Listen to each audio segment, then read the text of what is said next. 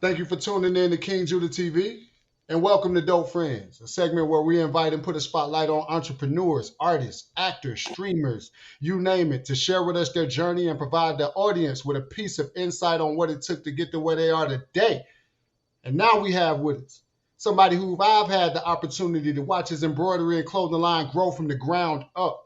He started with snapbacks and graphic tees and has since expanded to work in HBCU apparel in the form of polos, bomber jackets, hoodies, crew necks, sports shorts, and more. Not only does he support HBCUs with his business, but he's a proud graduate of Tuskegee University, straight out the percussion section of the Marching Tigers. Welcome to Yes, the show, sir. the founder of Ayago Embroidery, Alex O. Alec Anderson. What's good, homie? What's going on, man? I'm blessed to be here. Blessed to Word. be here. I Yeah, man. appreciate the intro. I love it. Oh yeah, man. Yeah. We got to put that spotlight on you, man, because you're doing good work out here, and I think it deserves to be heard, and it deserves to be seen. And as far as your introduction is concerned, I touched on a few of your accomplishments, but what I want you to do is tell the audience a little bit more detail about what it is you do exactly and how you started. So, I own a Yago Embroidery, and I pretty much started back in 2012, like you mentioned, with the clothing line and the snapback line and everything. And I was getting my hats back, snapbacks done from lids, and it was about $10, $11 a hat, and it was one of those things to where I was paying out, Yeah. and I was like, I've been going so long to where I started watching them with the machine, and they started kind of showing me little things about it. And when they would be busy, I don't even know if they were supposed to, but I was fixing thread and everything else on the machine. So I was like, man, I would save so much if I had a machine of my own. So I just put that plan in motion, and I went ahead and got my own embroidery machine. And from there, I started doing, not only my own snapbacks, but I incorporated things for Tuskegee, things for my fraternity, which is Kappa Alpha Psi. And, I had a lot of support just from a lot of different groups that I'm in. Like you said, the Marching Crimson Piper Band for Tuskegee. I just really started doing paraphernalia for things that I was involved in. And I figured I could get people to represent it quickly, because the Yeah. more people that other people see wearing it, the quicker it would come back to you, because they're your grounds for advertisement. So from that point, our cousin Brent had a trash company, and he was like, "Well, I need some polos for it and some hats." And I was like, "Cool. Well, let me knock him out." And from that point, I did his. And someone he went to high school with, BML Transportation, they contacted me, and they were like, "We need you to do polos and hats for our drivers." And at the time, I was at Regions Bank, and when I did that order in about 2 or 3 days, that was my 2 week salary at Regis. So from that point, I was like, look, I see what it is. I need to put in a plan to go ahead and make this full time.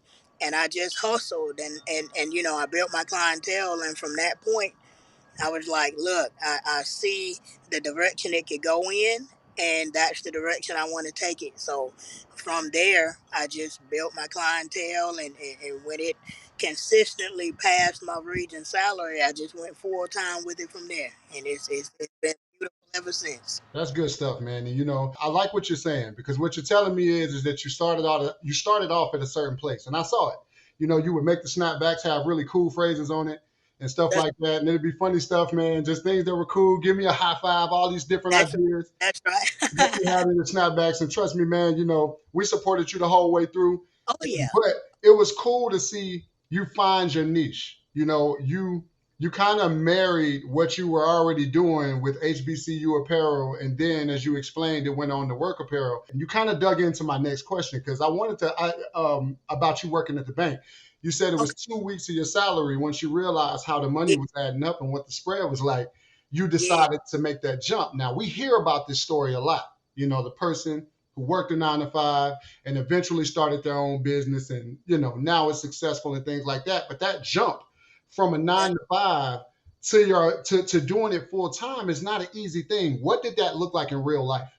Man, it's not easy at all. And the first couple months were probably the scariest times because, when you work in a 9 to 5, you're used to every 2 weeks you get paid, or if you're a school teacher, you're used to getting paid every month. So it's like one of those things to where you jump, and it's easy to look back and say, man, did I make the right decision? Did Right. I do the thing? Because, you know, where's the money going to come from? So that's where the hustle comes in. And now it's like, I have to get out here. I have to, sell these hats or these shirts. I have to come up with new designs because my livelihood depends on it. My car note depends on it and things like that.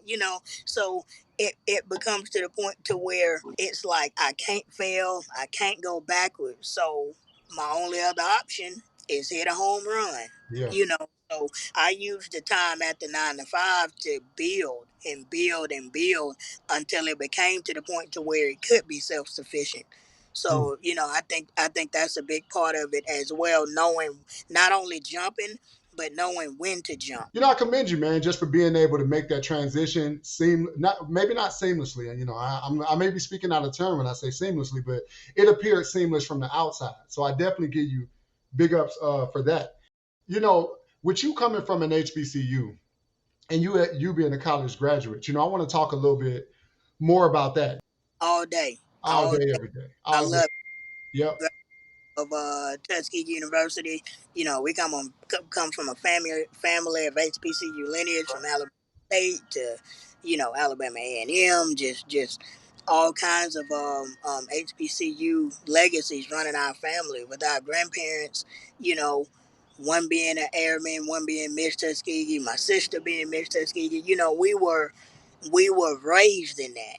But I like I say, I love it, man, and I wouldn't trade that experience for anything in the world. And my HBCU really keeps me afloat as well, man, because I stitch for the engineering department and the College of Arts and Sciences, and I've done work for the Marching Crimson Piper Band. I stitch for the University Ambassadors. So not only do I stitch for my own HBCU designs and my own Tuskegee designs. I'm an official vendor for the university. So they'll contact me and say, hey, we need 50 shirts for the engineering department. And Right. these are people who saw me come in as a freshman. They saw me on campus. These are family, my family, my Tuskegee family. Like these are people who were there. They were, teachers when I was there, and now they're the ones who come to me like, hey, who else better to go to than somebody I've known at Right. 18 when they got here.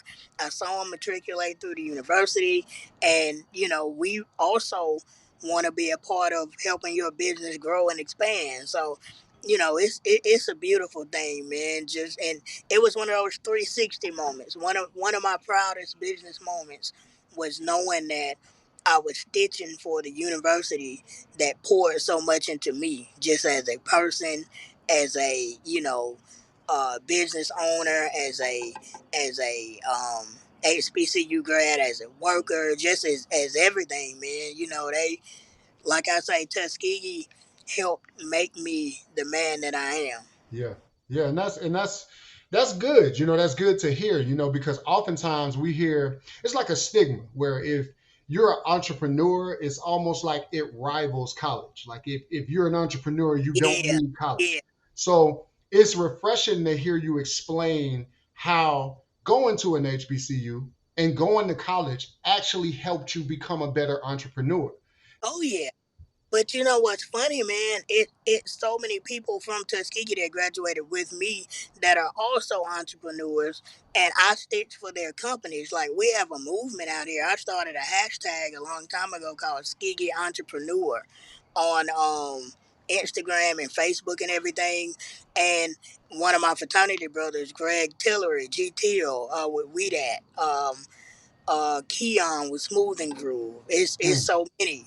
My fraternity brother Kendall, who His brother owns Three Scoops Ice Cream in Huntsville, like I do their uniforms. It's so many Tuskegee entrepreneurs, man, that it's once again it's a family. And just having those businesses and being able to stitch for all them and do their uniforms and just be able to connect them with other people and they connect me with people. Like every time I look around, I have either a frat brother or somebody from Tuskegee saying, "Hey, I know this person. They need uniforms. They just started a company." And they pass it right to me. And that's more clientele just from, you know, being in the band with this person. So there it is, kids. If you listening out there and you wondering what you want to do after high school and you're not so sure yet, especially if it's not a problem financially, I definitely wouldn't speak against college. Especially at a HBCU. If you're a young African American at a HBCU where you're welcome and where you can gain culture and, like Alex just explained, a lot of connections, come Oh, from the things that you do and the people that you meet in college, and that's beautiful. But speaking of HBCUs, when it comes to HBCU sports, we often get overlooked by mainstream media outlets like ESPN and Fox Sports. When I see you interacting on social media, a lot of your content is kind of focused on HBCU athletics. And, yeah. so from there, I want to know your opinion on what you think the state of HBCU athletics is now and where you would like to see it go in the future. Right now, man, I love it.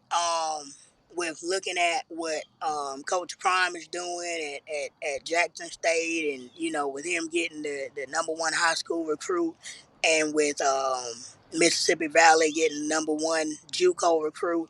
I mean, a lot of these athletes now are realizing that they are the talent. Like, no disrespect to any other school, but those schools wouldn't be who they are without the players. And it's these young African American students that are being sold to think you have to go here, or you have to go SEC, or you have to go Big Ten. When in reality, without the players, if you were to switch uniforms with teams, just because they put on an SEC uniform or a SWAC uniform, they're making the uniform. So, with that being said, if all of the students or even half came back to the SWAC, which is where they originated, because back during integration, if you look at um, the draft picks, you were saying SWAC number one, SWAC number two, SIAC, going all the way down the draft stat.